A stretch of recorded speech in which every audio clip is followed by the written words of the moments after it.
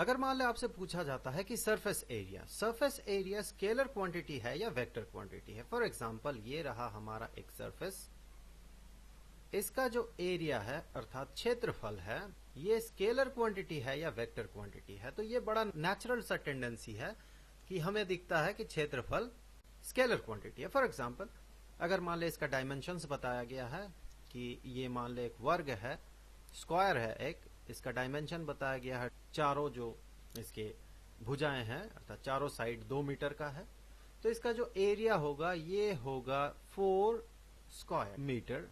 उसी तरह से एक और एरिया कंसीडर करते हैं, और ये जो सरफेस है इसका डायमेंशन बताया गया है 1 मीटर चौड़ाई तथा 3 मीटर लंबाई। तो इसका जो सरफेस एरिया होगा ये होगा 3 स्क्वायर मीटर।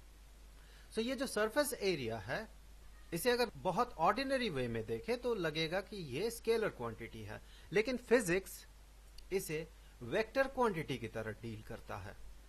अब अगर ये सरफेस एरिया वेक्टर क्वांटिटी है, इसका मैग्नीट्यूड तो चलो पता चल रहा है, ये है इसका मैग्नीट्यूड, लेकिन इसका डायरेक्शन क्या होगा फिर?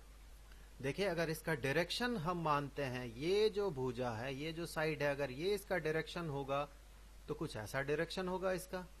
अगर हम उसका डायरेक्शन इस साइड के हिसाब से देखें तो उसका डायरेक्शन ऐसा होगा, और अगर उसे हम इस साइड के हिसाब से देखें तो उसका डायरेक्शन ऐसा होगा, और अगर इस साइड का डायरेक्शन हम ले तो वो डायरेक्शन कुछ ऐसा होगा। लेकिन इनमें से कौन सा डायरेक्शन सरफेस का डायरेक्शन होगा? अगर ये वेक्टर क्वांटिटी है तो इसमें एक डायरेक्शन होगा, तो उसके लिए हम एक सरफेस को कुछ उसी तरह से ड्रॉ करते हैं ताकि इसका डायरेक्शन बेहतर तरीके से समझ में आए। फॉर एग्जाम्पल अब ये रहा हमारा सरफेस, इसे हम साइड व्यू से देखें तो ये एक प्लेन सरफेस है, ये एक प्लेन सरफेस है जो कि एक रेक्टेंगल है। इस सरफेस का जो सरफेस एरिया है वो सरफेस एरिया ये रहा, लेकिन इस सरफेस एरिया का जो डायरेक्शन होगा, अगर ये प्लेन है, बिल्कुल प्लेन है, कर्व्ड नहीं है, प्लेन है, तो इसका 2 डायरेक्शन फिजिक्स में कंसीडर किया जाता है। इसका डायरेक्शन कैसे कंसीडर किया जाता है? इसका डायरेक्शन कंसीडर करने के लिए हम सरफेस से परपेंडिकुलर ड्रॉ करते हैं। जैसे कि यहां पर ये रहा वो परपेंडिकुलर जो कि इस सरफेस के साथ राइट एंगल बना रहा है। उसी तरह से एक और हमें परपेंडिकुलर मिलेगा अपोजिट डायरेक्शन में, वो होगा ये। तो ये जो आपको परपेंडिकुलर्स दिख रहे हैं, ये परपेंडिकुलर डिसाइड करता है इसका डायरेक्शन। अर्थात अगर एक प्लेन सरफेस हो, उसका मैग्नीट्यूड उसका सरफेस एरिया होगा जो हम मेंसुरेशन में पता करते हैं, और फिजिक्स में उसका डायरेक्शन कंसीडर किया जाता है उस सरफेस से परपेंडिकुलर। तो ये सरफेस अगर प्लेन सरफेस है तो इसके किसी भी पॉइंट से, कहीं से भी आप पॉइंट ले ले, यहां इस पॉइंट से इसका 2 परपेंडिकुलर पॉसिबल है। जब हम फिजिक्स में इसे अप्लाई करते हैं तो हम कौन सा डायरेक्शन कंसीडर करें इस सरफेस एरिया को? ये सरफेस एरिया अगर एक वेक्टर क्वांटिटी है तो इसका कोई एक डायरेक्शन होगा। वेक्टर क्वांटिटी का डायरेक्शन तो एक होता है, तो हम कौन सा डायरेक्शन को माने? ये हमारे ऊपर होता है कि हम कौन सा डायरेक्शन अज्यूम करें।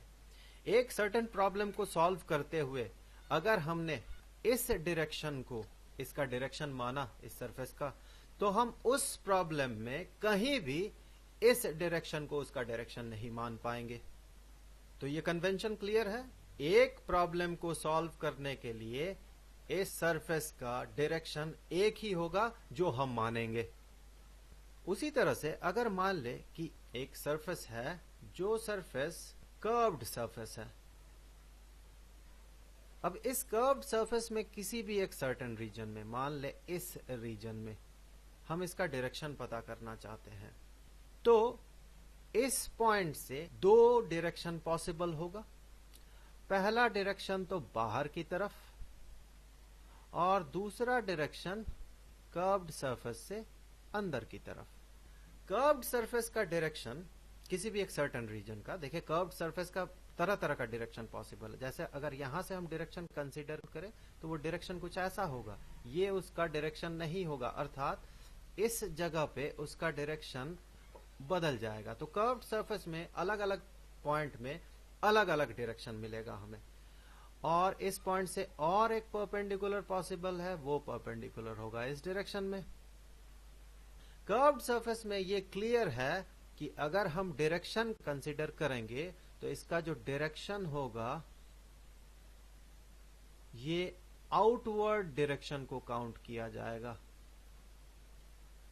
अर्थात इस केस में इस पॉइंट में या फिर इस रीजन में इसका जो डायरेक्शन है वो ये है, ये नहीं है। और इस रीजन में इसका डायरेक्शन ये है, ये नहीं है। अर्थात दो डायरेक्शन, एक आउटवर्ड डायरेक्शन मिलेगा, एक इनवर्ड डायरेक्शन मिलेगा। तो हमें इनवर्ड डायरेक्शन कंसीडर नहीं करना है, हमें कंसीडर करना है आउटवर्ड डायरेक्शन को।